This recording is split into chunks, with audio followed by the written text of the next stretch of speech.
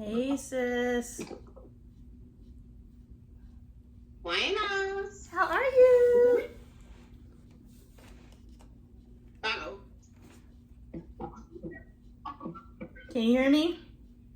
Yeah, I can hear you. Can you hear me? Yes. How are you? How are you? Hey, I'm well. Good. Yeah, right? I'm just saying God has made so many amazing connections throughout my life, and just to see them, kind of float around each other until it's time to plug into each other and then float around, and then it's like actually being able to see spirit move has been like a game changer for me. Yeah.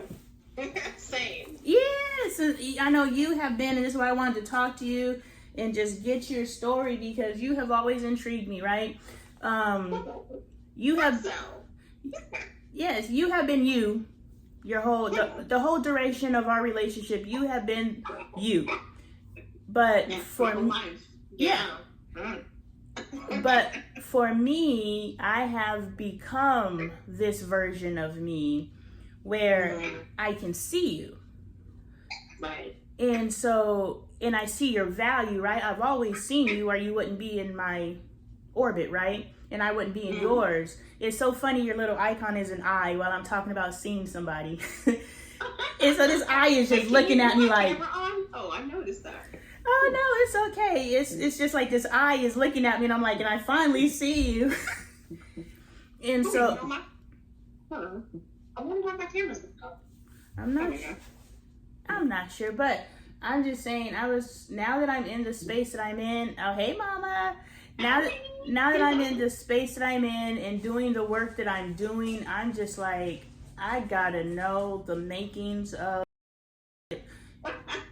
I need to know what created this woman, what she feel is valuable to others, to one, get your truth out there, but also to help others come into their truth, if that makes sense.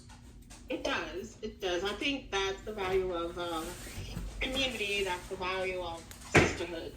We share, we grow. And my circle of women friends, I say this all the time, like, you thought us could rule the world.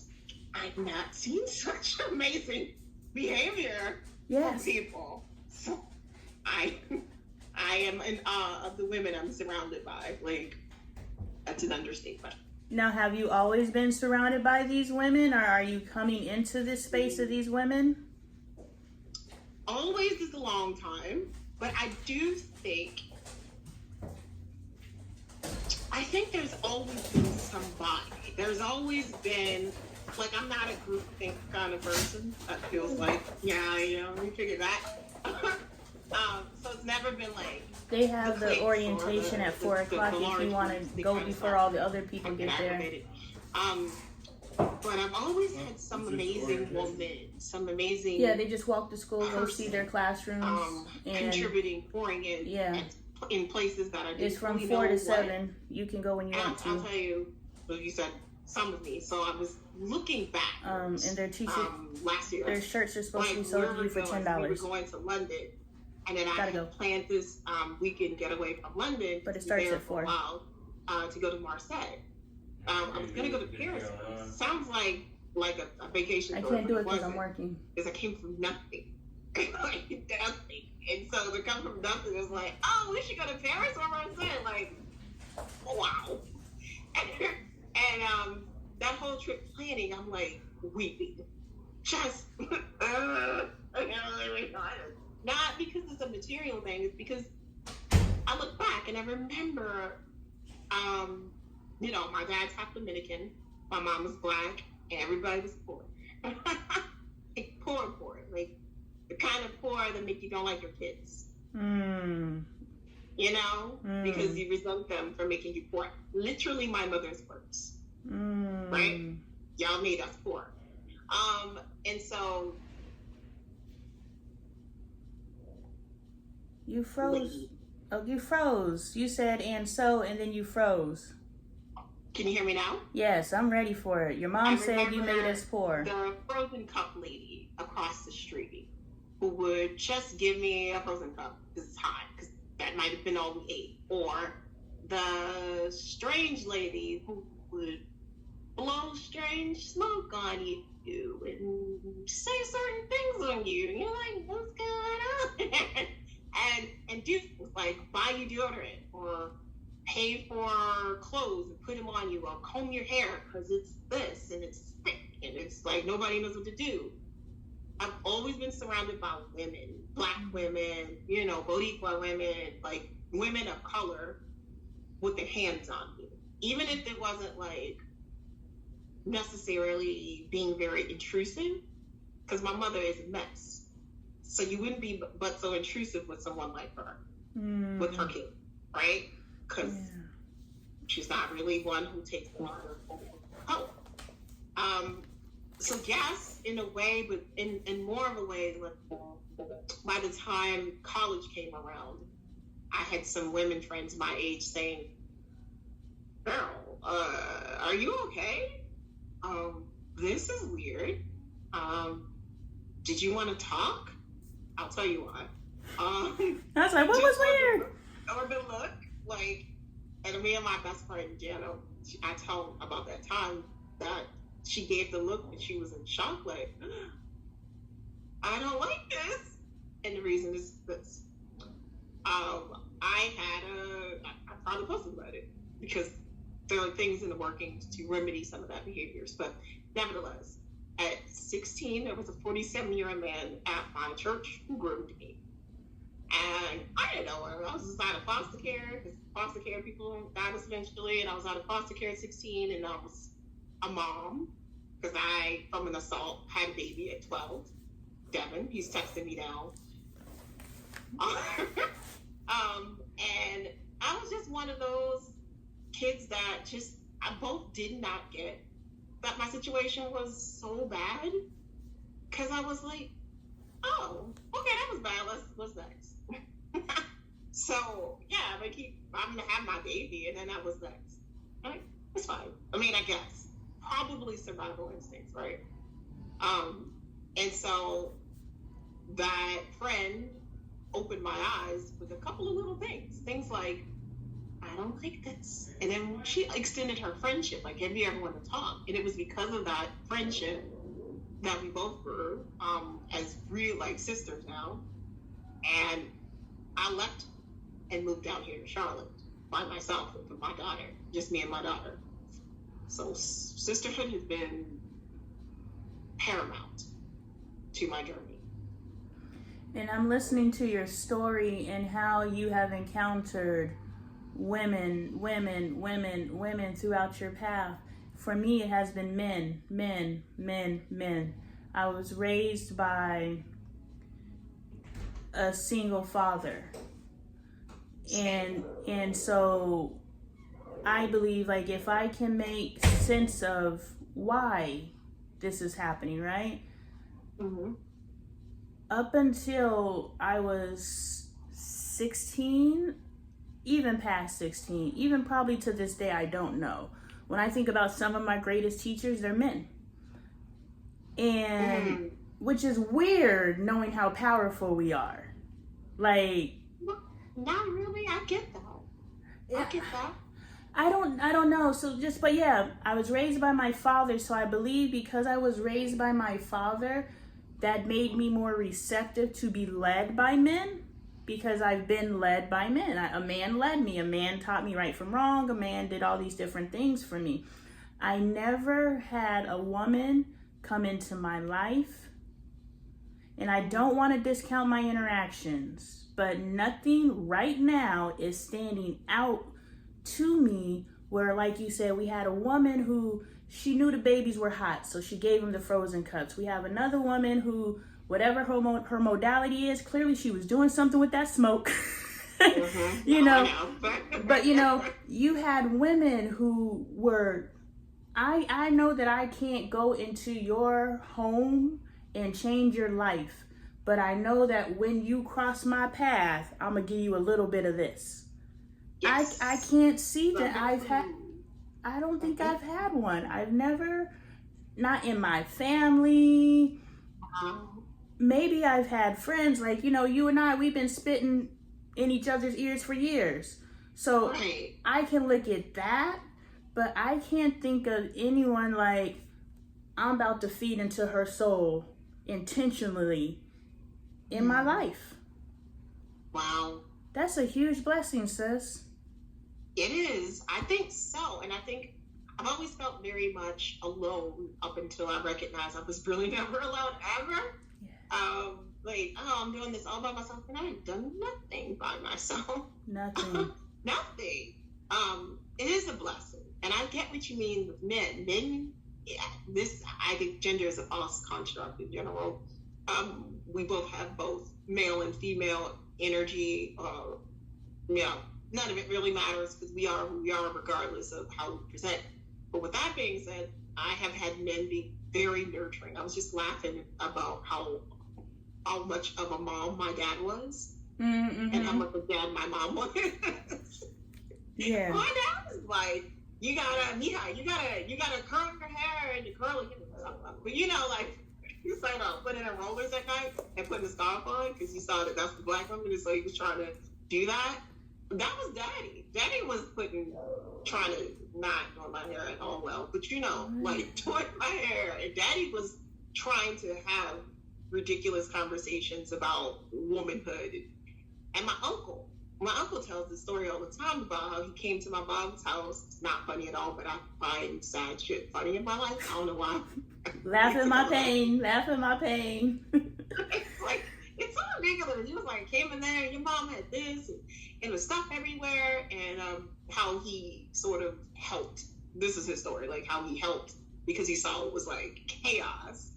And he's right. Uncle came in and did all of these very nurturing, very much. Still does. He just took to her orientation in Maryland for college. So men can be nurturers too. So I get it. So would you say structure is nurture?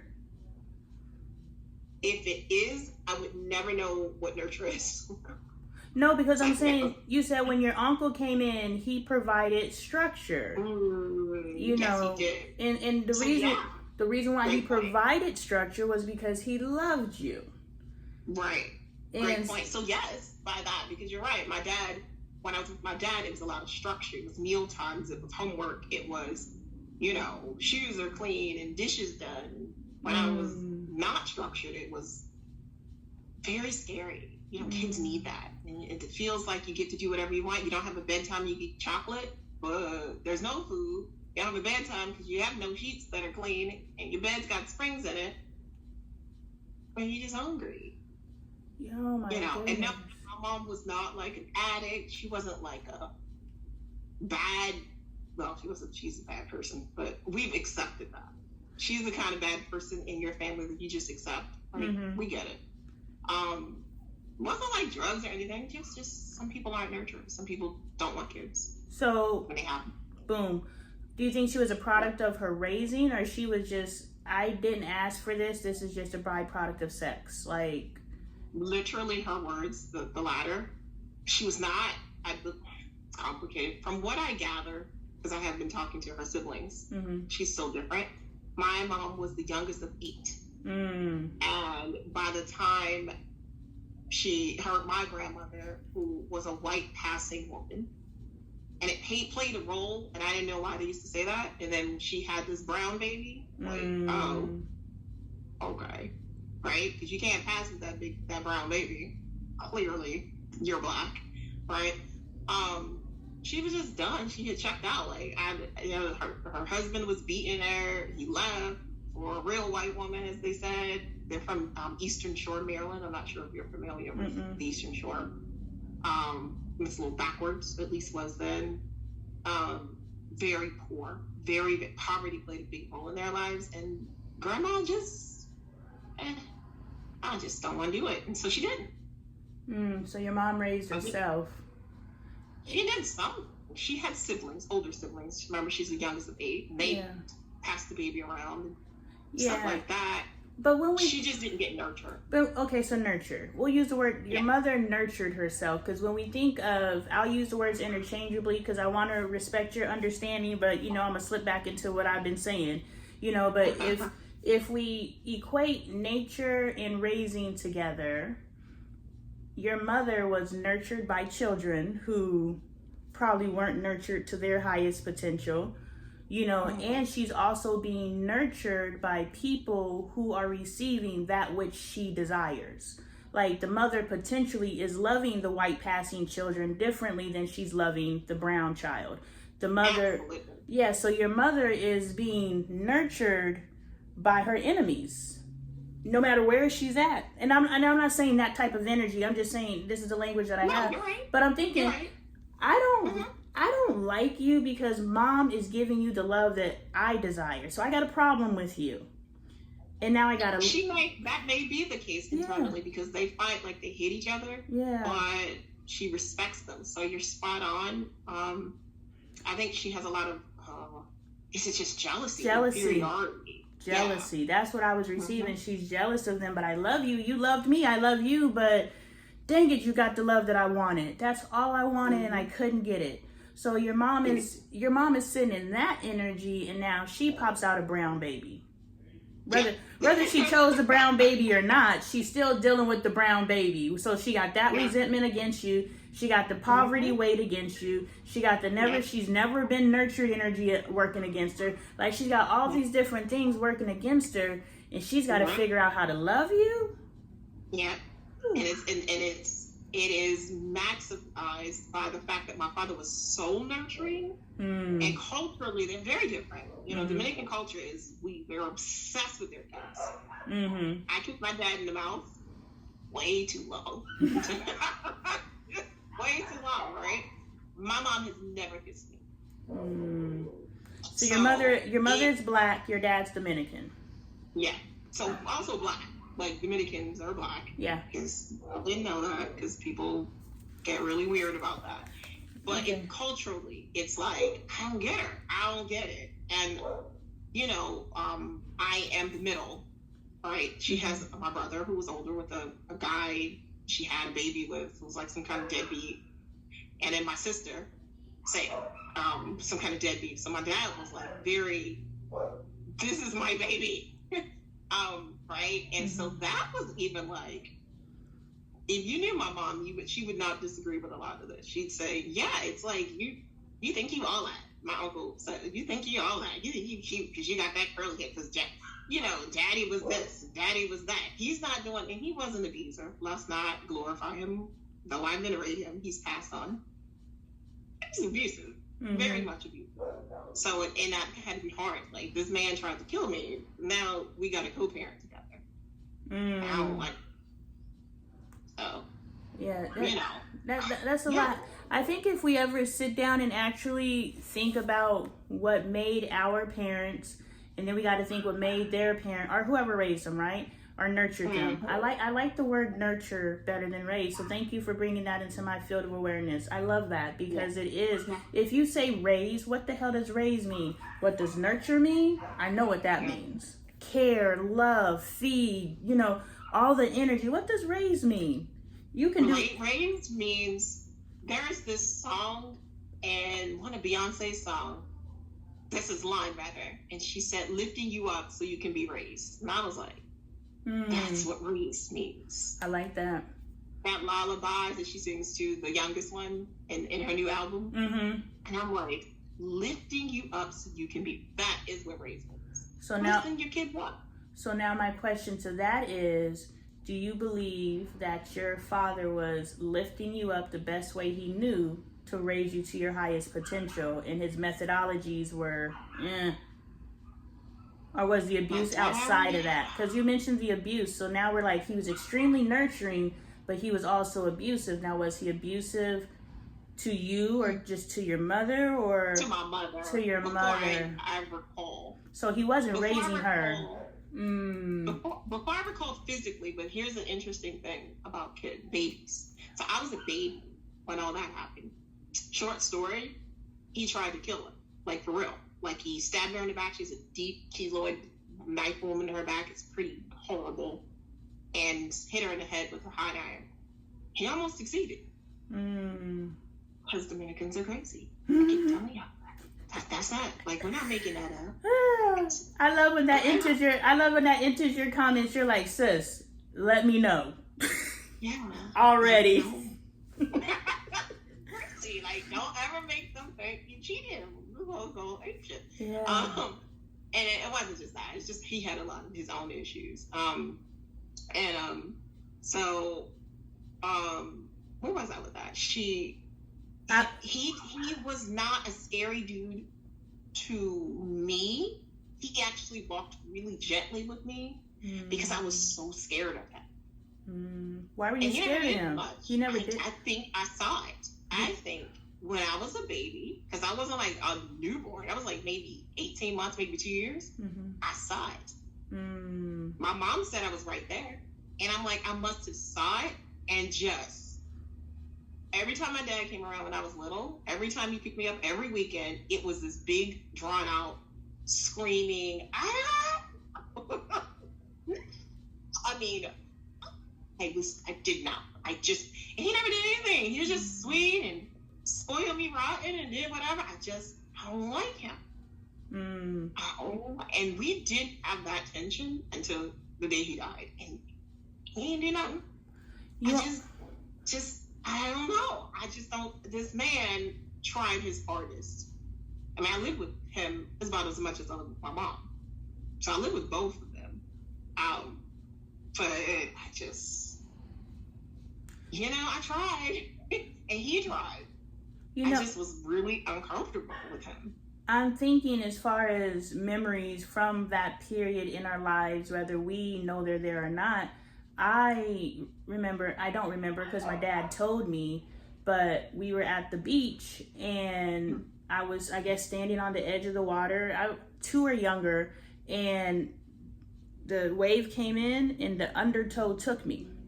And so my dad had to stop me from being carried out to sea. Now, of course, I don't remember any of that, but I am deathly afraid of water. It's beautiful, it's calming. I'll get in it, but every time I'm in the water and I can't touch the bottom, I just go into a severe panic and forget everything and just forget how to swim. And I was just like, I always just go back to that memory of the ocean tried to take me. And so that's why I'm afraid of water. So when you say, you weren't old enough to actually have the memory yourself, but maybe it imprinted on you. Yeah. Absolutely. I mean, and he wasn't like the most gentle person, so him trying to be gentle is like a bull in the china shop. He took like this, Yeah. Yes.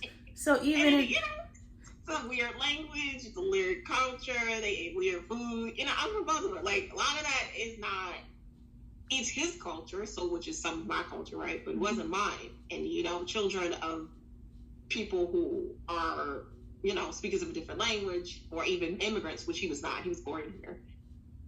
We kind of get weird about it. Like, you talk, it's like, this is uncomfortable because it's so unlike the kids around me.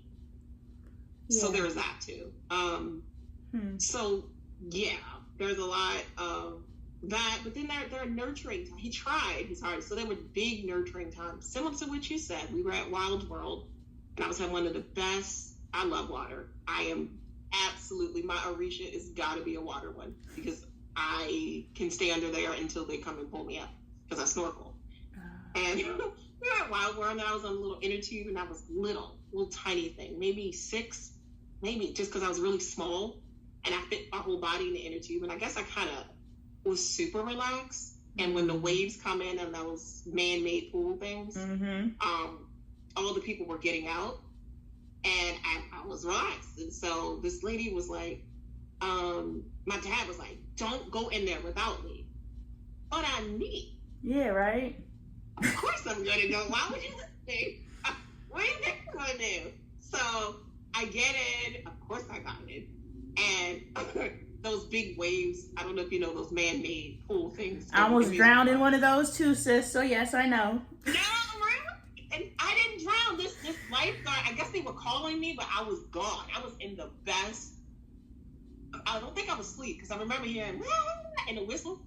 Mm-hmm. But I didn't move because I was having one of the best moments of my life. Mm-hmm. And I remember the lady came and, jumped on the little life thing that I was in and it pulled me down. That's how I was like, ugh, what? And then I looked and she pulled me and then we swam away.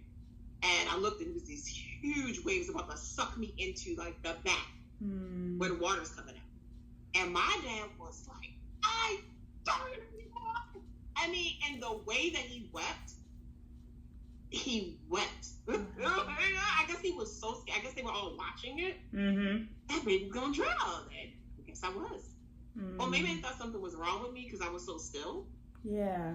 But now I was like, what's wrong with you? Like, and I got scolded. But I remember water as being peaceful and people being very fearful of it. I'm like, I don't get it because it's water. Man. There's a way if you just go under it. I have more recently developed this weird fear. I don't know where it came from, of water. So I was in Costa Rica and I started it. She couldn't jump off. And then I got in there and I was like, oh my God, I'm going to die. We were in the Pacific. I'm like, and you can't scream and panic because it's the ocean. Wait, so she screamed because she never did it before and it's my baby and freaked me out. Like, no. Right? And she went before you? She would not. She went through her little teenage No. thing. Did she jump before you? No, okay. She wouldn't. Oh, so she's going through her teenage thing. Okay, I thought you went to her childhood. I was like, hold on. Okay, I'm with you. No, she went through this little teenage thing where she was like, I got it. I'm going to jump in. She's 15. Okay. And I'm like, put a life jacket on. You can't swim. Yes, I can. She took a few lessons. I can swim. No, you can't. You're going to die. Mm-hmm. Okay? Not ocean swimming. That's different. Trust me. Okay, yeah, but actually, you're about to have these people watch you get embarrassed. Just put the life jacket on. In fact, put two on. Right. And then she stood over the side. 1, 2, 3. She didn't jump, and the people started screaming, "You should go! You're gonna miss." The tour guide that's underwater. And I'm like, she's fine. Leave her alone. Then she said, "Can you hold my hand?" No. How can I hold your hand and swim, sis? That's impossible. Yeah. But I did it because I can swim. Yeah. We jumped in. She screamed. You can't scream with a snorkel in your mouth. Mm-hmm. That's not snorkeling. That's just drowning. Yeah. Obviously, we got her really quick. She spent seconds, and that it's a funny story. Kind of like she talks about it like, I really thought I could do something. Yeah. So we held hands. Of course, when we hit the water, our hands unlocked because it's the water. Yeah. And we got her up and put a little preserve ring that was on the boat. It's like the guy was like, "You hold this," and I just held on to her, and we just floated around the boat on the ring. I was just wondering. Oh, go ahead. I'm sorry. Oh no, go ahead. No, I was just wondering because the element that is new in this piece was you were not only responsible for yourself in the water, but you were responsible for your daughter in the water. And so and because you're in the water and the panic hits, now you're like, somehow there's a panic in the water. No, your mother instinct captained in the water. Yep, that baby scared made me want to pee my pants. Man, I bet. I know. I'm scared. Don't scream. Because she's an Aquarius. Yeah, so she's kind of stoic. Yeah. To have her have an emotion is like, what? You're feeling things? Yeah, what's going on? Let me check in.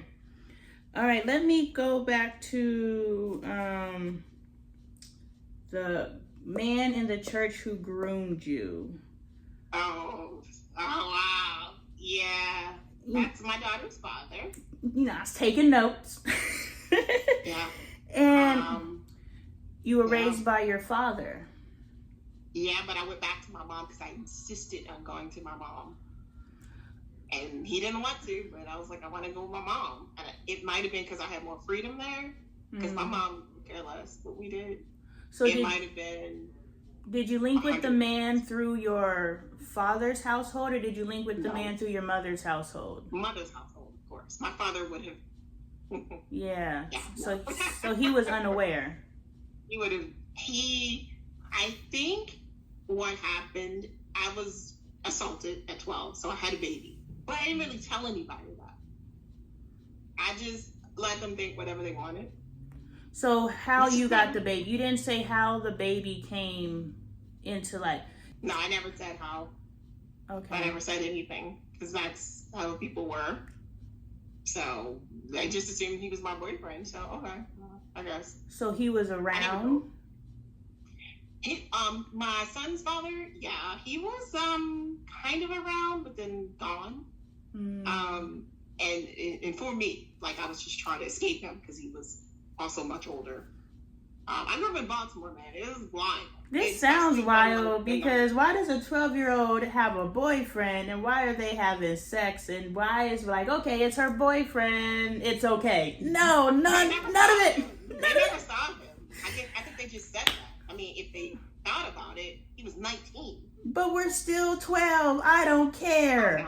I don't care. You're you gotta remember 12. People feel the way they feel. They're like, yeah. And nobody really asked, so I never told anybody. What were the conversations? Okay, so we'll get to the church later. I need to get into the 12-year-old young lady who finds out. How did you find out you were pregnant? How did you process that? Did you hide it? Like, I'm in this. You didn't know? I wasn't a sexually active kind of 12-year-old. Mm-hmm. I was a goofball. I was a tree climber. I was a cat hugger. I was a plant. I was who I am now. I always have had that sort of spiritual connection to nature, to things. Mm-hmm. So that's who I was. But I was in a neighborhood that wasn't conducive of that. Mm. The neighborhood was changing. So it used to be a predominantly white community, and then it changed into this drug-fueled community that I was too young to understand what was going on. I didn't know. My mom worked. My dad was over on the other side of town because I wanted to be with her. Because I was like obsessed with my mom because her lack of nurturing. Kids always want the one that doesn't want them. I was obsessed with her. Like, I'm going to make you my mother, and I might still be like a little bit like that, just like a little bit. No, I'm continuously dealing with my mama trauma because I'm a motherless. I say motherless and fatherless because I did not equate raising and nurturing together, but now that if I can see that my dad nurtured me the best way that he knew how, like he could have abandoned me like my mom did. Well, my mom didn't abandon me, but old language, I found out that my dad kidnapped us versus my mom just said, F you kids. And so that's kind of a different energy. But he needed to kidnap us, girl. Please, thank you. Because we was living in a rat-infested, roach-infested drug den. So he came and said, I'm going to take the kids for the summer. And he just never brought us back. And I see. So, I mean, I ended up in a drug den anyway, but it was a nicer drug den. This drug den did not have rats and roaches. And so it was, what was I saying? My mom, I just dealt with mom trauma this weekend. So I get it. I get it like I get it like I get it. I have always wanted a mother, and my mother could never be a mother to me for whatever her reasons. And I just dealt with this less than 24 hours ago, sis. That was the interjection I had to say, that even when you think you dealt with it, you're still dealing with it. And it's like, it's heavy. Yeah, it is. I lighten it up because lots and lots of therapy, right? Once in a while we'll go in because she'll say something stupid, like, I don't see how a mother could do this to her child. And so that kind of makes me want to fight her. Because, like, wait, so you understand the concept of parenting? You just, that is still, like... She's evolved. It's the ones that evolve and forget who they were that piss me off. Like, you want to act like you didn't beat my ass and you asking me why I'm spanking my kid? Like, no. If you own your shit and you understand I have grown from that space. See, that's the frustration point. Like, you don't get to act like. We get into it. Mm-hmm. So she's like, well, I mean, I didn't know. Did I say that? I mean, how did I let you go through all that and I ain't say nothing? I must have been somewhere else. She was. I don't like that you find yourself so lighthearted about this. Just stop talking to me. Right. New topic. Just stop, because it's always going to be a fight. She was like, well, my mother, every time, my mother didn't do anything for me. She used to leave me like on repeat. And I was like, back to me. Yeah. And, or mine either. Yeah. Right. Same, sis. I'm a smart mouth. Same, sis. Right? Like, stop. And so, we'll talk more about the 12-year-old, but I had experienced so much sexual exposure and contact and abuse so young, I didn't recognize it as sick. I didn't know that it made me feel sick. Like, this is not, I don't like this. I want to run away from it. It made my stomach hurt really bad, like that feeling of, I guess now I understand, it's terror. But it was the neighborhood I was in that it was so, like, I got stories. That neighborhood was so unsupervised young people. They could do anything. And my mom didn't supervise me at all. I was absolutely one who could wander anywhere I wanted, anytime I wanted. And that is a recipe for disaster, right? Yeah. So I don't even think I understood how sick it was. Yeah. Just that I felt really blah. And I think, honestly, we learned that was like levels of deep, deep depression that I don't even think, depression didn't show up as like sadness or, lethargy or something like that. For me, it showed up in risk taking. Yeah. And maybe I'll pretend to kind of jump off the roof. I'll do it. Just like, just a little bit. Maybe I want to see.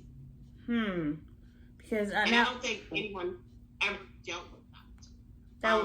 And so when Chinel, that's my son's father, came along and just whatever he wanted, because I didn't understand it. No, I didn't like it. Absolutely, I fought him. But he was a big, huge teenager.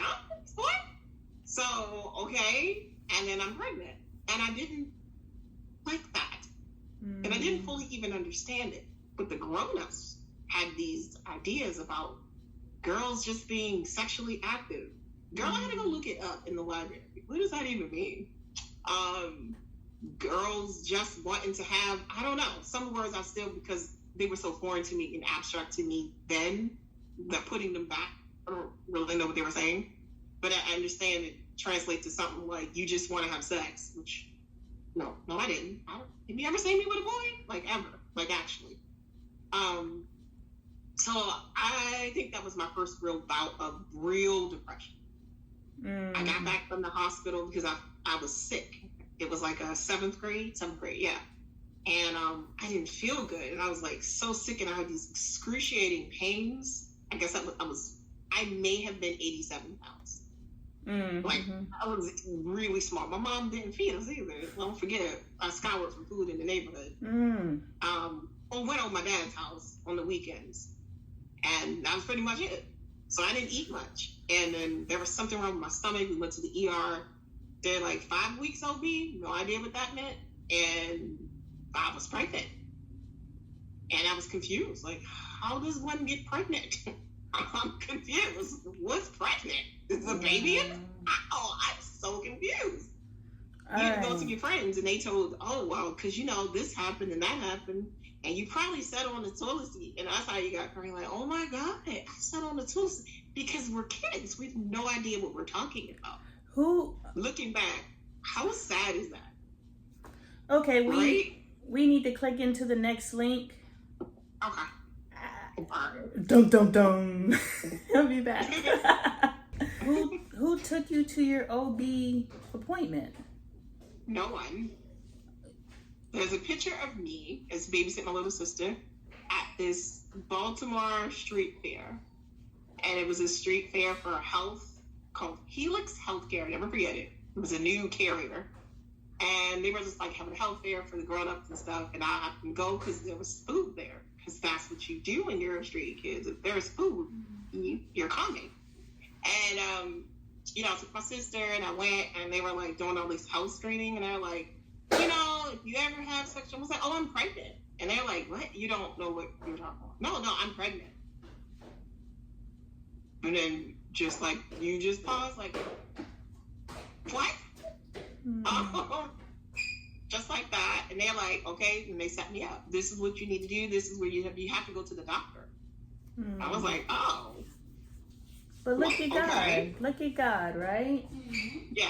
Oh, you go to the doctor? Okay. Well, okay. Well, how do I do that? And then I was enrolled in something. Exactly. Look at God. Because I just was led in places that are the right places. Yeah. Which is why public health has been so important to me. I have a master's in epidemiology. Because that's why. I mean, they just captured Can you please close that door, Kaden? They probably saw that community at risk increasingly. And they pulled me in. So it was some kind of program where if pregnant moms came in, they gave them like a stipend, about $10, $25 each doctor's appointment. And I was like, what, I get money too? Yeah. I later found out that I had an STD. Do you know what that meant? Right. Stuff At like 12? That. At 12? Or 12, yeah. later on? Yeah. No, at 12. At that appointment. When I first went. Pregnant. Yeah. Didn't know what that meant. Yeah. Your camera's off, sis. Your camera's off. Oh, is it? Yeah, when you come in, it automatically comes off. Right. Wow. Sorry. No, you are fine. Like, I was like, Yeah. I want to give my girl my energy, but I'm looking at this eye, and I need to look in her eyes. I need to look in your eyes because I am processing. That's my emblem, the eye. I love it. Because I see things. For real. So yeah, that's how I went to my appointments. No one ever took me to an appointment or anything like that. So I didn't even know that was a thing until I grew up. So are you getting bigger? Are you noticeably pregnant? They knew. Like, my mom took me to the emergency room appointment when I was sick. She took me there. And they told her, 5 weeks OB, I skipped past that. Yeah. And, you know, they were trying to force an abortion because I was 12. Yes. Yeah, I probably would have done the same thing. But what they did not know or ask, they just assumed. So it wasn't like I was anti-abortion. I told my friend this recently. It wasn't that I really wanted the baby. I will be good and goddamn if anybody else does anything else with my child without no, don't touch me. Yeah. And then somebody told me what they have to do, and I was like, no. Whose decision was it? Was it your decision or your mother's decision? My mom tried to make it her decision, but ultimately, that's when I got really defiant, obviously. And I'm real defiant, and I'm like, I'm not doing anything, and you can't make me, and you can try, but you won't succeed. Yeah. Because nobody else is touching. Okay, so the decision was mine. Was yours. You made it to have your son, your father, and everybody is just assuming that you are out here having sex. Did anyone say, hey, babe, this is a bit too advanced for you right now, or anything? There's a lot of stuff that I was too undeveloped to understand, like moving too fast. So they were here with it. See, this is what I recently identified within our community is we like to speak in shorthand, right? We want to be like moving too fast. But what the hell does moving too fast mean? I need you to sit me down and explain to me in long form what you mean. So then once I know what you mean, when you observe a particular behavior, now you can say moving too fast and I know exactly what you mean. But if you immediately come in with moving too fast, I'm going to manifest what I identify as not moving too fast because I don't know what it is. Nobody asked, nobody inquired, nobody even said, but I never seen Nicole with a boy. I think some people said that, when did she ever have a boyfriend? Yeah. This makes sense. My older brother, because he was selling weight back then, he was the only one who was like, I don't care, I'm a killer. And so my mom had to, like, for real, my mom had to stop him from killing him. Yeah. Because he was about to put hot lead in him. And my mom stopped him. Yeah. And I mean, it wasn't like I was in love with the boy. I actually literally hated that man very much. Like, and people didn't know why. They just thought, oh, well, you made a baby now, you might as well love him. And I'm like, no. Oh my goodness. It was a lot of, you might as well be with him. And he was 19. 19, and he was very abusive. It's just that I wasn't really one that's still. So as he started being abusive, I was like, oh no. Like, that already happened, and then he was trying to make me his girlfriend, and I'm like, I don't even want you. This is crazy. Oh my gosh. But because of all the other sexual abuse, I just thought men were just aggressive like that. Doesn't mean I liked it. It just means, like, okay, this is just how it is. Yeah, we don't know that there's a choice. Yeah, so when I had Devin, when I had the baby, something about kids just bossed you up. Now, he had grown up, he grew up, got older to abuse many women, stabbed them, punched them, he's been in jail a lot, but he slapped me once. And I think I blacked out. I think after all that he had already done, didn't even really know or like him, and he slapped me. They had to pull me off me. How old were you at this time? Probably Devin was just born, so maybe 13 now, about 13. And I still didn't tell anybody, like, why are you so angry? Because I did get very sort of hostile. Yeah. And nobody fully understood. They just thought, oh, but I didn't understand it either, so how could they? Right? Okay. And then after that, I never really dealt with him in the same way, but his mom was an angel. So she took really good care of Devin. She bought formula and diapers. Nobody else was. My dad bought diapers. And my dad knew something. He kept asking me. And I was like, I don't know. My dad was an alcoholic, so sometimes, he'd get on my nerves. And he was just like, okay, so is that your boyfriend? And I'm like, no. Well, what is he? How did you get pregnant? And I'm like, I don't know. And he looked at me like, but you play with flowers. I don't believe this. He knew. Why didn't you tell him? I don't know. I felt like it would have broke his heart. Because as thug as he was very sensitive about his girls. Yeah. That's what I felt like. So do you think that if given the opportunity, your father could have protected you better if he truly knew what was going on? No. I think my father had a terrible temper, and the only thing I would have done is put him in prison. So you were protecting him by allowing yourself to be victimized? I didn't allow myself to be victimized again. That's for sure. Okay, so there's the one occurrence. After that, and I pregnant and ran away and all that from him, he never touched me again. Okay, I'm with you. Never. We never had sex or sex. I just wonder, I'm just listening, and I'm just like, why don't children? Because there's many things I never told my parents, right? And why don't children share these things with their parents? And the obvious answer is, I don't want to get in trouble. The obvious answer for me is like, when I was gang raped, I didn't go home and tell my mother. I went home and went to the lady, the neighborhood crackhead, not to diminish who she was, but I knew her because I sold her drugs, and we had built a rapport. So when I got essayed, I went over to her house and I told her, and she said, you need to go tell your mother. And I said, she doesn't care. She's not going to do anything. And nobody had the awareness. Nobody said, don't take a shower. Nobody said, go to the hospital. I actually came from the hospital. No one knew. So we are all sitting in this ignorance.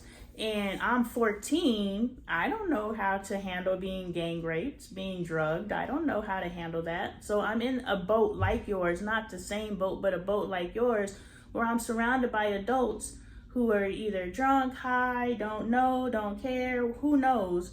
And I go to one, and she knows to tell me to go tell my mother. And when I go tell my mother said, "That's what you get." And I was like, well, that's why I didn't tell you. You know, you should have listened to me. That's what you get. You know, if we can live in intuition, my mother did tell me not to go. And I turned around and said, "Fuck you, I'm going where I want to go." And I got in the taxi. So she did tell me not to go, but that's probably not the response you want from your mother. Because I don't know the devastation of what happened to me, because God protected me in that, because I don't remember. I only know that I was SA'd because people told me, because they drugged me. So I have no memory of it. So I'm protected. And that's what I have picked up. Spirit will allow you, when you are covered and you can say what you know because you tapped into, Spirit will allow you to go through for the experience or the story to help others, but you don't actually experience it. Like, so that's exactly right. It's an outer body sort of. Now I understand some things that I've experienced that young as astral projection. Whether you believe in it or not, I don't want to argue with people. I know what I know. Explain it more real quick. Astral projection is the ability to move from one place to another energetically, some say cosmically, on a different plane, even though your body is one place and your energy, spirit, or consciousness is in another place. Do you have to be asleep or conscious, or it doesn't matter? You are usually, one consciousness is separated from you are conscious, right? But your consciousness is outside of your body. Well, no, I know what astral projecting is, but since we're posting this for the public, I wanted you to explain it from your perspective. And from my awareness, you astral project when you're asleep. But you may know something different. I didn't. I wasn't asleep. At least I don't believe I was asleep. So I didn't pass out or anything. I just remember, in psychological terms, they would say you're having an out-of-body experience or disassociation. Oh, so maybe... Right. Because before all this happened, walk me through this, sis, because you got the power to do so. Okay. Before all of this happened, we were taking, a shot glass, and I don't know how much it takes, and we were all drinking from the same bottle. It's not like they pulled, I don't believe my drinks were pre-poured. We were taking shots of malt liquor, like 40 ounces, St. Ides, Old E, you know what I'm talking about? Malt liquor. Malt liquor, I've heard of it, yeah. I was gonna say, since you grew up in the conditions you grew up in, and you don't know what a 40 ounce is. I know. So listen, I was like in a dichotomy. I'm a nerd. While they were out there on the corner, I was at the library. I was. That's why I said I was so disconnected from the neighborhood. Yes. Right. The understanding of the grown up stuff. Because I played with my cats and I don't know what they're talking about. And I used to say this, that hip hop music was scary. Yeah, all I can see is you walking by, those scenes in the neighborhood where the kids in their school stuff and the whole neighborhood is just watching them. That's all I see. That's exactly right. I loved my uniform because I'm a dork. Okay?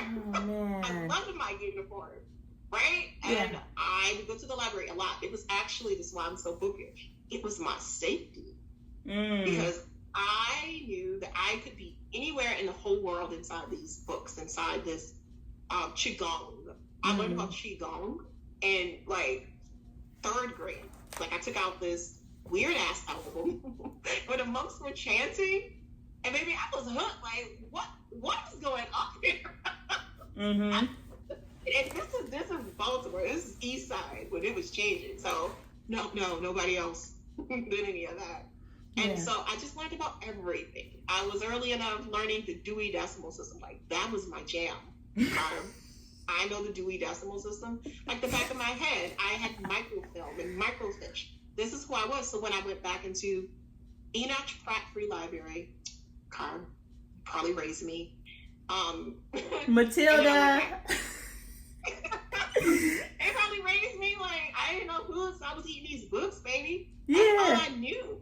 It was only fun stuff that I could do that felt safe. That felt like there wasn't going to be some stuff that was like really aggressive and strong and something I didn't understand. And the boys were so angry and the girls were so angry and nobody was angry at the book, but except the Enoch Pratt Free Library. Everybody was just like, huh? What the fun thing? We got this new computer with the Apple on it because I'm old. It was new, and I'm like in my 30s now. Big the box was so like the Apple, the mouse. Then there was a picture of it. There was like a little mouse that chased the apple because that was early Apple. Things like that. So no, my dad was an alcoholic. Every time I kissed him, he smelled like alcohol, so I hated alcohol. Hated the smell of it. Beer is disgusting to me still now. That's Uncle Earl. Every time we would have a Fab Five, I don't know who Uncle Earl is first and foremost, but every time there was a gathering, there was a goddamn Uncle Earl, and he made sure he kissed all of us in the mouth. And I remember his breath. I remember his kisses. Oh my God, fucking Uncle Earl. Ugh.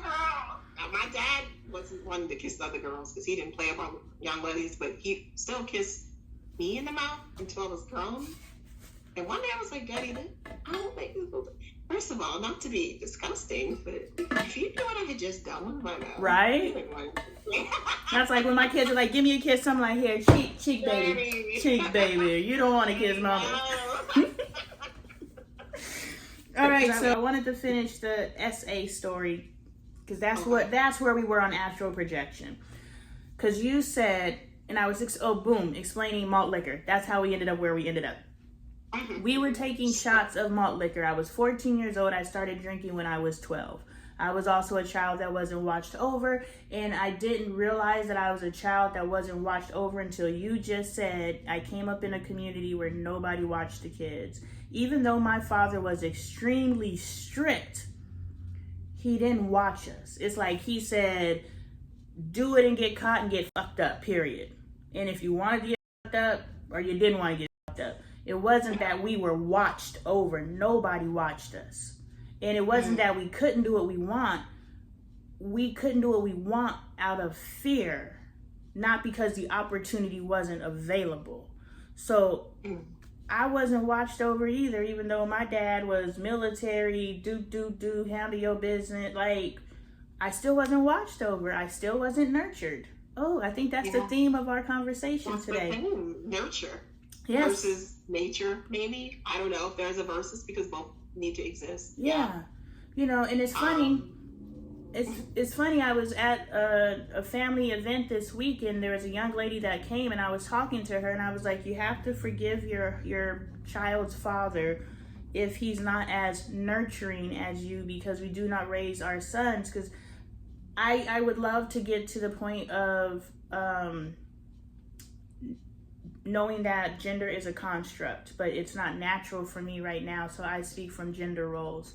But it is a desire of mine to no, we're all female until the male genitalia shows up. We're all masculine, we're all feminine. So to my understanding, it makes sense, but it doesn't make sense to a point where I have disconnected.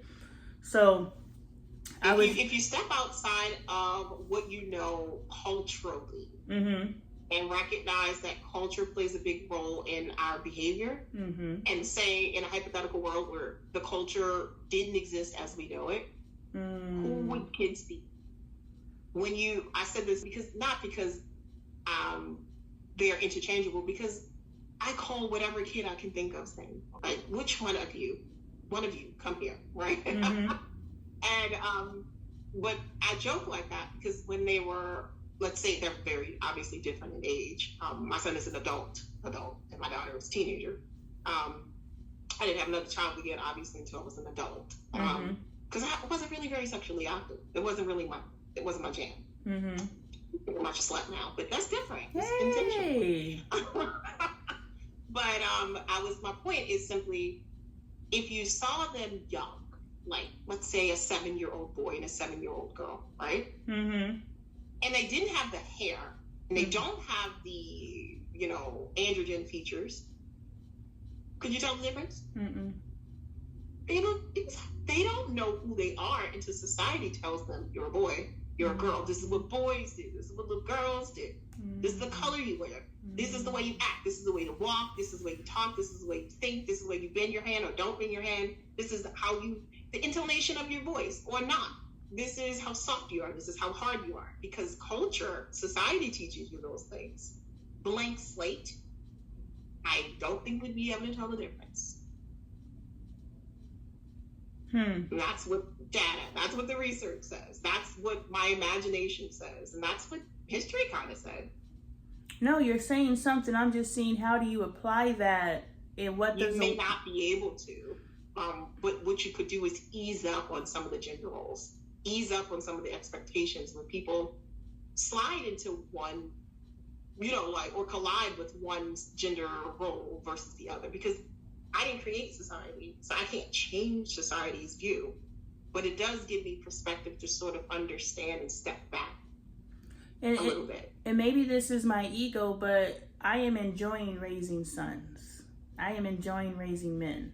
I am enjoying raising daughters. I'm enjoying raising women.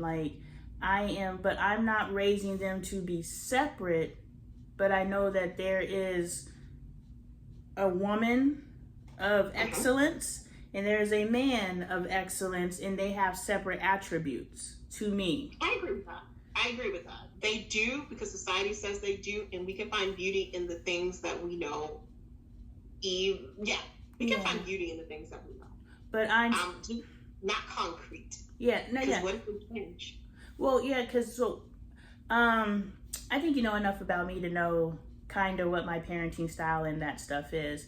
And so I'm free flowing. Let's try this and see. But because what God has been dropping into me is, in order to develop someone's identity of what it is to be a man, of what it is to be a woman, and now I have grown that past that language into integrity, character, all of these different things. So I'm not necessarily teaching you how to be a man, but I have to use that language because we live in a world that uses that language. Yeah. So I can use them just like nurture and raise. I can use manhood and character interchangeably, right? Because I need to raise their manhood. I have to tie as many positive traits into their man identity so that when the streets say, "Are you a man or a mouse?"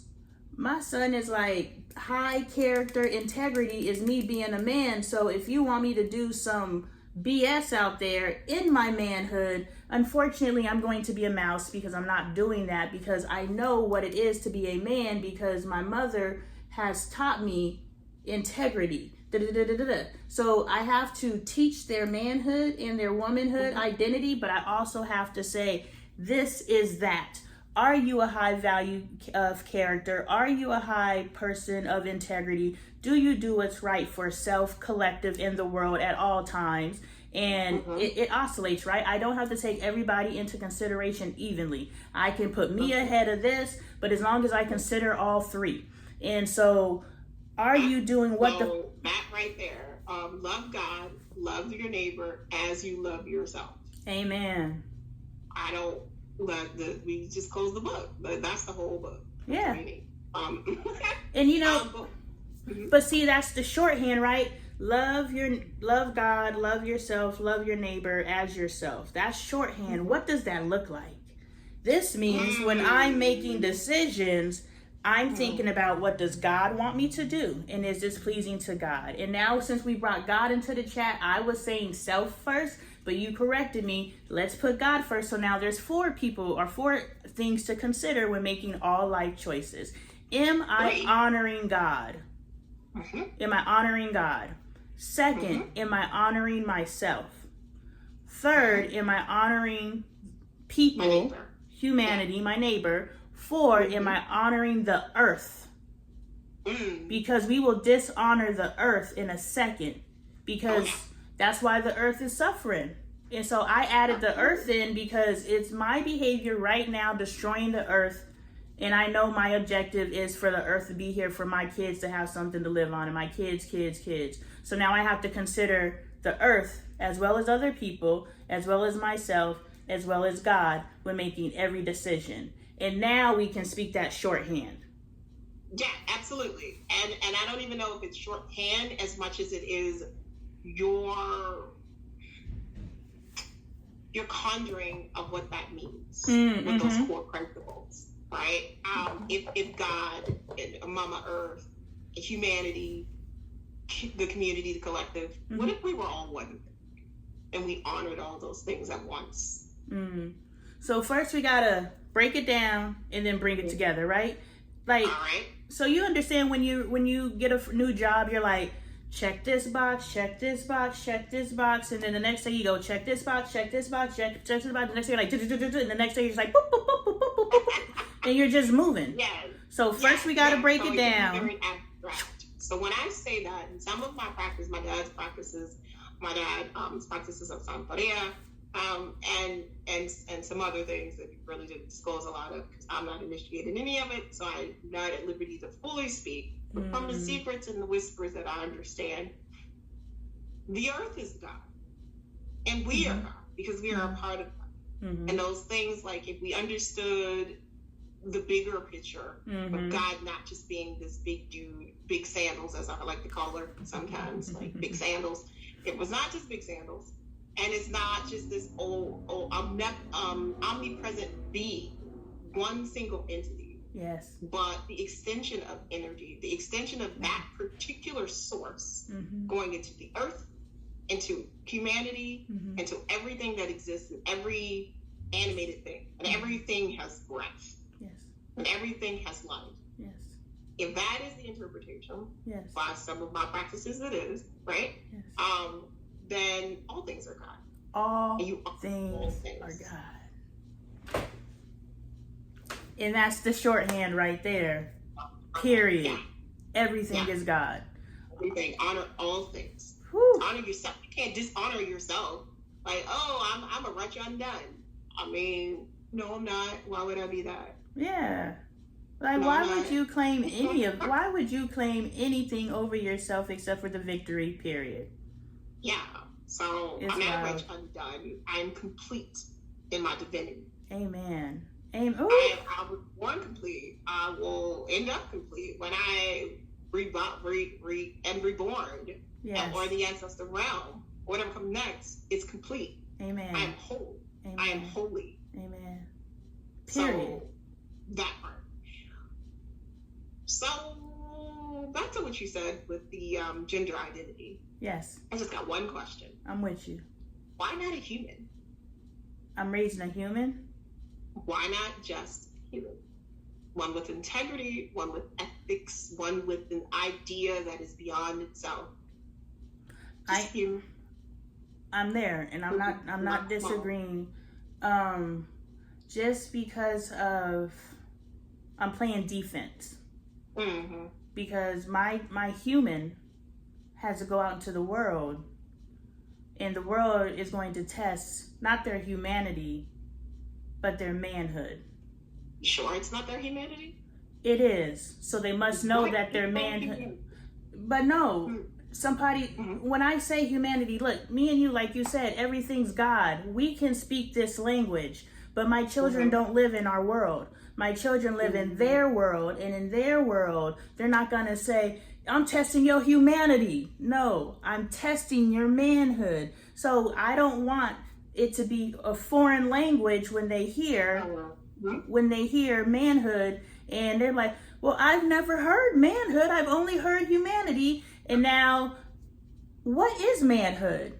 And now this ignorant motherfucker is teaching my child what it is to be a man, because there's no connection. So it's almost like a defense. That's why I use different languages at different times, but I make sure I use humanity more than I use manhood. I've used manhood heavily because I identified that my sons want to be their fathers. Like, they want to be just like daddy. And I was like, if I know that they want to be just like their father, I know that I can use that to shape them and nurture them into their highest integrity of self, because I'm like, you want to be like your dad, right? Your dad is this beautiful person, and because you want to be like your dad, you become this beautiful person. So it's me really figuring out how we as a community can raise the whole child, but raise it not so it becomes a part of the world, so that it recognizes the world, so that when it is out in the world, it knows what the fuck the world's trying to do. Absolutely. So well said. Well said. And that, and you know, that's the complexity of parenting, even for those who deem themselves spiritual or more enlightened. We live on earth with the people. Like, if I could live in Nevada, that'd be great. But I don't think I'd be very useful. Right? So here we are. So I get that, sis. I get that. Yes. And so I'm gonna get back. I take my notes. We could always get back. People get frustrated with me because I just jump from topic to topic to topic. Yes. But what I wanted to say is, I wonder if I was drugged or if I left my body when this trauma happened to me. Because listen, what do you feel, or what, if you could remember anything before and after, whatever you remember, what did it feel like in the memory? Okay, so what I remember standing at the counter taking shots of malt liquor. I've been drinking since I was 12, so this is 2 years into my history of drinking. And I'm drinking gin, I'm drinking vodka, I'm drinking whatever we could get our hands on. So I'm a big time drinker at this point. And so I'm taking shots of malt liquor, beer, right? This is baby work right here. And so I remember being tired and going to lay down in the bed. And I remember when I was sleeping, the boy came downstairs and he was standing over me, and I felt his energy, and so I slid over to the other side of the bed and sat up because I felt him standing over me. And these are just all things I remember from the day, not if they're relevant or not. And that's the last thing I remember. The next thing I remember, I was sitting at the kitchen table. And I remember, like, it was almost like a dream where it's like, open my eyes, close my eyes. This is what I see. Darkness, the room. Darkness, the room. And I'm like, how the did I get in the kitchen? The last thing I remember is going downstairs, laying in the bed. And now I'm sitting at the dining room table, and I'm like, let me out of here! Let me the fuck out of here! And I get up and I go to the door, and I'm in Colorado at the time, and so we have the storm door. Well, they're everywhere now, but back then it was a Colorado thing. They had the storm doors and they had the locks on them, and you can't get out that door without a key or unless they had the thing. And I'm kicking it, let me out of here! Boom, boom, trying to get up out of here. And so they finally let me out of there. So I'll end the story there in answering your question. I believe, based on, I have zero memory of what happened to me. The next day, my friend called me and she said, girl, what happened? I was like, girl, what happened? Like, I didn't know. I called the boy, like, right before she called me. I called the boy and was like, hey, I left my jacket at your house. Can I come pick it up? Like, I'm thinking everything is normal. And he's acting all, skittish on the phone. And I'm like, why are you acting funny on the phone? Not knowing this nigga raped me the night before, right? And so, he's like, it's not here. Pretty much, he's trying to create distance, but I don't understand why he's trying to create distance, because I didn't know what happened until my girlfriend called me right after that call. Like, if we could really talk about divine alignment and how God is working something, now we can tell the story from that perspective. I called the boy right before I called, my friend called, and she called and she told me what happened. And so that's how I know it happened. I have nothing. I know, like, I watched a movie. Did she witness it? She wasn't there. The gossip train hit her. I had some friends who were there who were a part of the assault, as well as people who literally, they said there was a point in time where I was laying butt naked in the middle of the floor and people were at this party literally just stepping over my body. Teenagers, right? We don't know better. We don't know better. And this is another part of this conversation. We don't know better to not step over a naked girl and look at her in judgment like, that's what she get. That was the energy. That's what she get. Like, you could dislike someone, and I wasn't mean to nobody. I was a sweetheart. I came from my dad's military, right? So I left Colorado. I went to Germany. So I grew up around non-melanated people. Well, I spent a year. I was only in different places for like a year at a time. I went from there, and we're in Maryland and Baltimore on the Army base. So I was only around military kids or non-melanated people. This is what I look like. So I'm not really understanding, like, my first time seeing diversity in Black people was when we moved back to Colorado when my dad got his divorce. So we moved back to his childhood home.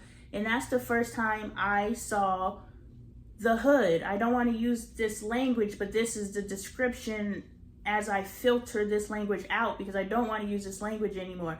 I saw diversity in Black people for the first time when we moved back to Colorado in the impoverished community.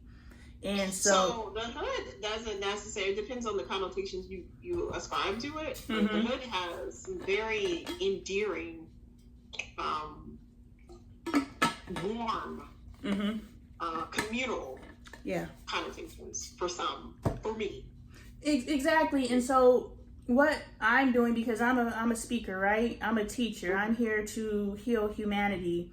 And in that respect, I have to be mindful of the language that I use and the energetic vibration affiliated with it. So the hood, to me, that's better than the ghetto. That's better than, just all the derogatory languages that we use. So we're just stepping it up, into a space that I can find some language that doesn't trigger either good memories or bad memories. But it gives you a frame of reference. I understand. So if I say diversity in Black people, that could mean anything to anybody. Now they can paint their own picture. Like you said, you allow people to paint their own picture instead of painting it for them. If I say diverse this is just coming to me. So I'm teaching me while I'm listening to you. So I'm such gratitude for this moment. But, when I say something, I have to be so ambiguous that people can apply it. Everybody can identify. Okay, so if you and I were sitting down having a conversation, girl, the language I would use would be completely different than the language I'm using right now. Understood. Yeah, so absolutely. They were so mean to me. So then what happened after that? You said you don't remember anything moving forward. So is that astral projection? I don't know. It doesn't sound like it. It sounds like blackout, like your mind, either by way of the chemical you were using or just to protect you, because both could be true. Yeah. Took you out. That would be more disassociation.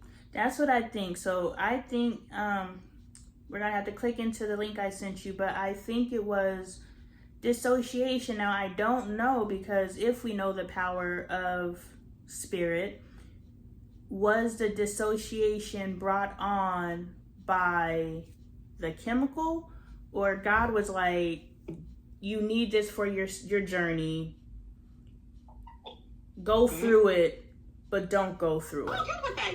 I've been working on that. I have a tendency to overly apologize. Listen, little bites of my shadow self at a time. Yeah, I'm sorry for everything. Oh, I'm so sorry. Sorry. Oh, I'm sorry. Did you pick it up? I'm not sorry. Yeah, your camera's off. Yeah, I don't apologize anyway. I'm human. You're human. And shit happens, right? And if you can't accept that shit happens for me, then why do you expect me to accept that shit happens for you? Like, are we Yeah, so For sure. I mean, I accept the fullness of my humanity, but I mean, verbally, I think it's like this term of humility. yeah. You know, like, oh, I'm so sorry. And it's like, because I can activate my bad bitch real fast. Yeah. But that's something I'm like, oh, you know, I always start with I'm a Libra. Yeah. Kindness is first until you flip the scale.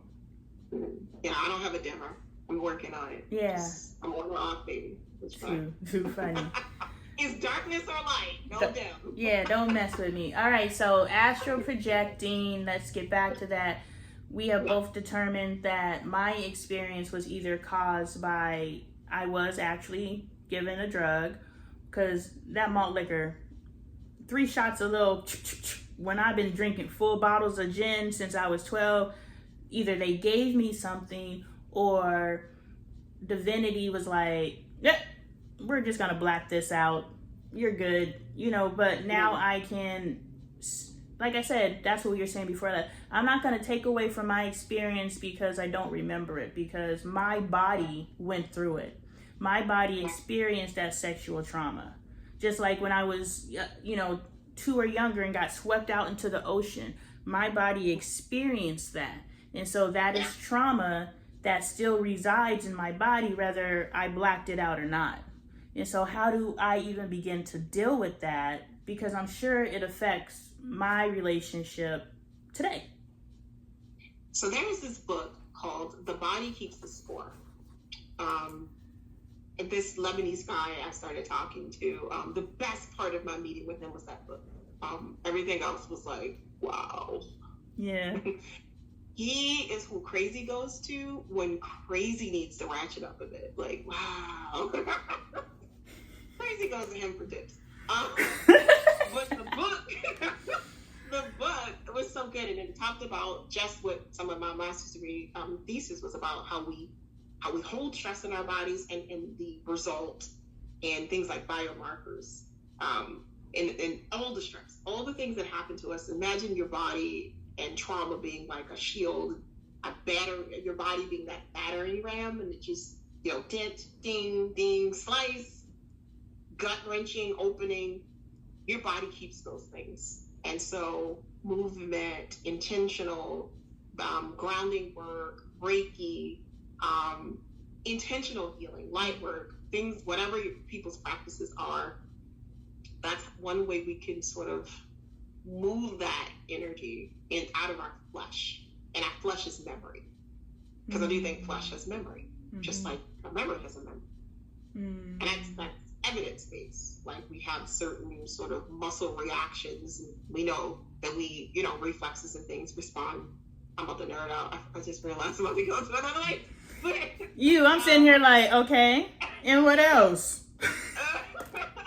just that our bodies keep the score. So, good book. Great sort of overview of how what you described happened to you. Could have been your projective mechanism, but yet it's still there.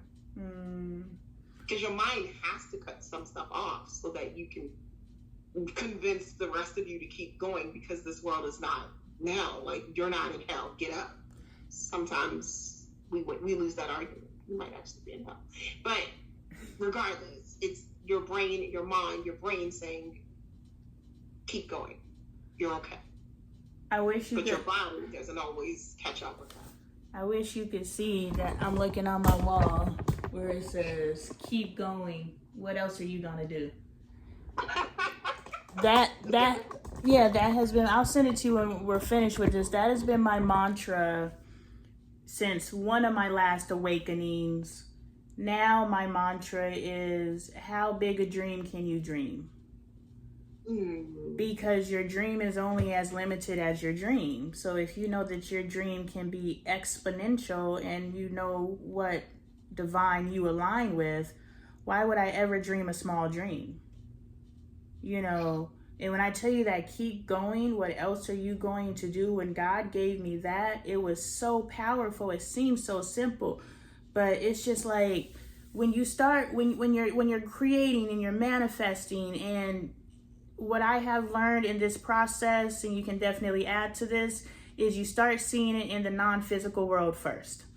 And so it's just, I used to get so frustrated. I was like, God, I'm so sick of the damn signs. Yes, I get it. Can I see it in the physical world? But at that point, I didn't know that. I just knew it was happening. I started seeing, like, I made a vision board. And on the vision board, I said love, peace, family, these different things. And then I have a house and a car and a career and I have all of these different things. But when I look at the vision board, I was like, dang, my family is stronger. I actually do have peace. I actually do feel love. I was like, God is answering this vision board, but God is answering the non-tangible first. And so yes, because the non-tangible is there, and it feels like it's so insignificant, but tangible manifests. You recognize how trivial the tangible is. Like, oh, it's just money. I don't ask for money anymore. Yeah. I attract money. I don't chase it. I am money. Does that work for you? Because I got $6 in the bank and I need to attract some money. What shift? You can do some money rituals, and let me tell you, it's the mind. I did some stuff, and I was like, this doesn't work. I don't know what y'all talking about, until I stopped feeling it's this sense of desperation, this sense of I'm talking about I got $6 in the bank, and I'm never the type to blab it and grab it. Like, okay, I oh yeah, we talked about this. Nah. Yeah. You know, but it'll come in waves. Like, blessed are the works of my hands, right? Blessed are the fruits of my labor. Blessed is the diligence and the fortitude of my mind. And I've seen some things, like, you can't take it back now. I've done some serious prosperity work to the point where you can't unring that bell. I know what I know. I've seen what I've seen. But there is an energy. There is a... You went on mute, so I'm just going to say while you're on mute, what Spirit has shown me in what you said is, I know what I know, I've seen what I've seen, and I have seen God work miracles this weekend, as recently as this weekend, healing generations in this house. Wow. So I know what I know, I've seen what I've seen. I may not have seen God work miracles in the prosperity arena, but I've seen God heal. I've seen it. I've done it. I've been a part of it. So when you sit here and you tell me, and I'm getting excited, because this is one of the things I am here to overcome. Because if I am here to help the people, I got to help the people in the prosperity department too. Yeah. You know, talk about that, and I know it's possible. I know it's real because I've seen it. I've seen it. The money is such a small thing. Yeah. I know it doesn't seem like that when you got $6 in your bank, baby. It's so small. It's like, oh, boom. And I mean, I'm not talking about some I dreamed of genie. That's just weird. Yeah. I'm saying that opportunities, thought processes, open-mindedness, things you would never in a million gazillion years, like, I'm going to make some money teaching online to people in China. Yes. How odd. Who would have ever thought of some things like that? Right. Or, like, just, I don't know how to describe it yet. It's because beautiful. I just was able to fully tune into it for real, instead of it being some abstract thing that your Thea or the hoodoo lady taught you. It's actually like, oh, that's what that means, like real opportunity. I was gonna say, when it links in and you actually know how to use it, like it's the difference between following a recipe and just getting in there and getting it popping. And there's a couple of things I will say that are pivotal, key. Shadow work. And if you don't know what that is, it's that internal demon that we swear is the demon that's chasing you, but you take the mask. I was like, oh my God, am I the demon? Yeah. It's Jesus. Yeah. Because that's the one who will say ugly things like, you don't deserve this. That's not your mom that life. You keep asking for money, but you don't really want any money. Who in your family has ever had money? What you doing with this nice place? you don't belong here. And you're like, oh, I rebuke you. Talk to yourself, because there are mirrors everywhere, but it's you. Yeah. Talk to yourself. Right? Yes. It's the inner self that's been fed by trauma and led by disappointment. And you tell yourself the things, and it works actively against everything you just manifested. And you're not going anywhere. Y'all look dog chasing his tail kind of circling. Yeah. You're like, God or universe or spirit, whomever, your deities you call on. I need these things. I want these things. I deserve these things. These things belong to me. And then the other side is like, no, they don't. No, they don't. You don't deserve anything. You don't belong to anything. You're nothing and no one. I've overcome that negative self-speak in that area because I knew that was work to do. Yes. And I won't even say I'm in a space, I'm locked in, I know what I know because I kept going. What else am I going to do? I just kept going until I broke through that veil. And I was like, yo, God is real. Like, this ability to take this energy and manipulate it, like, because I am God, right? And we also have collective God. Like, it's different. Like, yes, God is outside of you because your God is not my God and my God's not your God. So yes, there is God that exists outside of me, but I'm God. And I have literally taken my life friend and have manipulated it to it. I want to make a vision board, but I haven't. I don't know why, but it's just like, I want to make a vision board in the respect that I want to remember what I said I want to do. Like, I'll be like, I'm about to do that. And I want to write it down somewhere where I see it. Not because I need to see it to create it. Because once I say I'm going to do it, I know it's done. But just so I don't forget, like, I want to be intentional. I don't know. It's weird because when I said that, spirit was just like, if you know it's done, why do you need to see it? Because just because it's not at the yes, and sometimes visual is sensory and things like that are necessary. All six senses, but spirit's just like, if you know it is done, it doesn't have to. These are the training wheels that we're talking about, right? So we haven't talked about training wheels, but now we're putting something on it, right? We need our training wheels until we can ride the bike by ourselves, and so And so about those training wheels, what I have let go of, I have no need for visuals. Yeah, I don't either. I mean, not really. But there are, I'll call them training wheels. There are things that help me connect and go back to the things that I know that are true. Yeah. And we get distracted. We get lost sometimes. Yes. But if I like to hear things. I need to keep hearing it. Yeah. Even if it's my own mouth saying it. I think that's why I go out of listening to gospel music, watching these type of videos, then I go back into Ratchet, and then I come back, and I flow in and out because it's like, I need to be in the energy of it, Yes. And, all part of it. Yes. I wonder how quickly I would have ascended through using gospel music as a tool, i.e. when I listen to that, it just was one tool because spirit communicates to me through everything, but definitely the lyrics and songs will be speaking to me of what I'm thinking about in my head. So the best example is last night there was a song, and I don't know the name of the song, and I was just sitting here, I was just journaling what I was journaling, and I sat back and I just started vibing to the music, and it says something, the God who's changed my life. And I was like, hold on.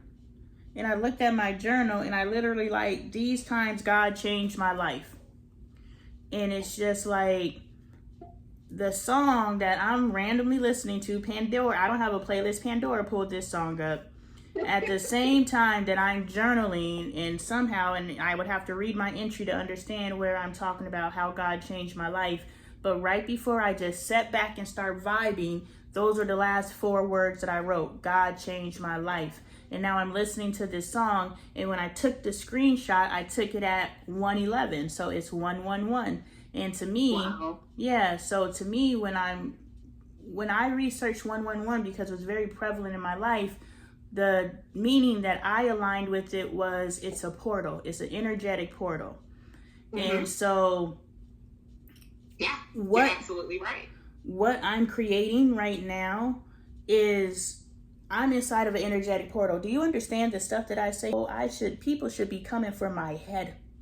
Why? Because I'm so inflammatory. Like, I started calling the black woman out on her behaviors back when black women were like, it's not our fault. This was my first time doing this. I hope that this was to your liking. And very much. Very much. You fed my soul. I came in wanting to hear your story. And of course, like, I can't sit. I think that the direction that this would go, and if you want to ever do this again, we can. And of course, we have our other agenda items that we're going to work on. But my objective is what I explained to you, is to take our stories and figure out how to tell them and amplify them into the world. And so tonight you told me the story of a young girl who was never watched over, who was allowed to make decisions for herself, and sometimes those decisions weren't always the best. And you figured it out, but we need to start creating a world where we don't have to figure it out. And so my final question to you, and then we can go, when did your life become your own? When did you take yourself back? Without going into the ugly part, it was my daughter. I started seeing the relationship I was in was not going to lift her up. And it was no level of obedience to this man who had groomed me for so long that would work. There was never ever going to be a time where I would be good enough, or at that time Christian enough, or celibate enough, or not celibate enough, or sexual enough, or not sexual enough, or tall, or whatever I was enough to keep her safe. And I couldn't, as a girl who was unprotected, in good conscience, let her be a girl who was unprotected, because I would be an incredible hypocrite if I let the relationship that I had with her dad, even though it was her dad, take precedent over her. I love her fiercely. I love her like I love my body. And no, that's when it became imperative. And that's when it all clicked too. When I was pregnant with her, I had this vision, which I always had vision, but one that made no sense at the time, that said, would you obey me? Would you listen to me? And I don't know what was on. Like, I guess. I don't know what's going on. Like, who? What? I don't know. Maybe. Yeah, probably. I don't know. And what I found is that later I was pregnant, and then a series of events took place where I was no longer going to be forced to do anything else. And so it was in that moment when she was about 8, that connected to the moment when I was pregnant, and everything became full circle. Everything started to click, like, and that's how you're going to heal yourself. And that's how you're going to heal this sort of cycle of women being harmed in your family. So that's what's going to happen, and that's what happened. So that's what I did. I sort of, something snapped, something broke. Like, I just became a different kind of woman. So I do still have tendencies where I'm overly apologetic. I do have a tendency to be kind to a flaw, loyal to my flaw, and that is kind of subsiding. I most certainly put myself first. I can't breathe unless I'm breathing first. I can't breathe up under everyone. It's impossible. I can't. So something broke. It started with my daughter, but it really was incredibly selfish too. Amen. And I'm okay with that. Like, I was saving me too. Amen. While you said something snapped, something broke, I was coming and saying in my head, my additional question was, you decided to change your family tree. At the exact same time, you said something snapped, something broke. You broke away your branch of the family tree, and you became very intentional of what that next seedling looked like. Yep. My God. Yep. Thank you so much for your time, friend. Absolutely. My pleasure. Yes. We're going to do this again. Thank you. Whew, this is a blessing. Thank you. Absolutely. Bye.